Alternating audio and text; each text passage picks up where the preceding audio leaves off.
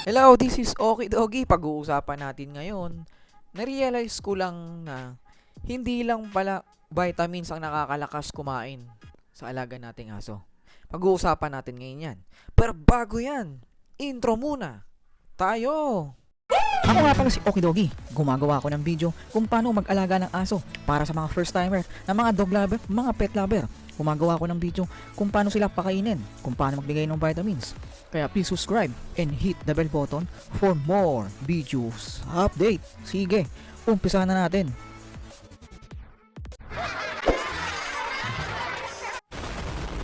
Hello, this is Okie Doggy. Pasensya na, ngayon lang tayo nakapag-vlog. Marami lang tayong ginawa, pero pag-uusapan natin ngayon. Narealize ko lang na hindi lang pala vitamins ang nakakalakas kumain sa pag-aalaga natin ng aso. Kasi naramdaman natin ngayon na si Mikay, bigla siya nang hina kumain. Kasi nga, hindi ko rin alam, siguro nagsawa na sa pagkain natin na binibigay. Pero nakapag-discover ako ngayon, binilan ko siya ng laruan, ng bola. Nagdagdag ako ng activity sa kanya, hindi lang siya tuwing gabi nilalabas.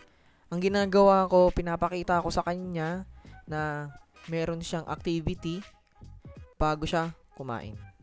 Ginagawa ko, binibigay muna yung pagkain. Pinapakita ko yung laruan niya. Nakita niyo yung bola ngayon, pinapakita ko sa mga shorts ko sa TikTok natin. Meron tayong TikTok, Okidogi. Promote ko lang saglit. And then, yung bola na yan, papakita ko sa kanya. Pagkatapos ipakita, saka siya kakain. Ang lakas niya kumain ngayon. Hindi na kailangan laro-laruin. 'Di ba? Hindi katulad noon na kailangan mo pa ng daming cheche bureche, masarap na pagkain ngayon. Pakita mo lang yung bola, may activities siya. Tapos, pag pinakita mo sa kanya, huwag mo na bibigay yung bola. Tapos, ibigay mo yung pagkain. Pag binigay mo yung pagkain, kakainin niya. And then, pagkatapos niya kumain saglit, pahinga mo konti, bigay mo yung bola. Yun yung magsisilbing reward. Para magiging hobby niya na kailangan niya muna kumain bago mo ibigay yung laruan niya. Yung laruan niya, hindi lang basta laruan, nakakapag-exercise siya, nilalaro ng bibig niya, and then nakakapagtalon-talon din siya. Meron siyang activities. Sana ganun din kayo, yung mga nag-aalaga dyan, mga namumroblema to sa mga pag-aalaga ng aso, yung mga picky eater, ganun lang gawin nyo. Meron na tayong vitamins na na-discover, di ba, Papi MVP, napakasubok niya, pampalakas kumain. Hindi naman kayo pinipilit, pero naranasan na natin yan sa alaga nating aso na si Mikay. Kung gusto niyo naman tumaas yung resistensya, LCB, pwede na yan. Tapos ito naman, dagdag niyo yung activities na ginagawa ng aso. Exercise, ganyan. Bigyan niyo siya ng time. Kausapin niyo rin bigla. Meron akong shorts dyan tungkol dyan. Yung mga ginagawa natin sa pag-aalaga ng aso. Pero yung vitamins, pwede araw-araw. Dagdagan niyo lang activities. Ayun o, tulad na ito ngayon. Kitang-kita o. G-enjoy siya sa laruan niya.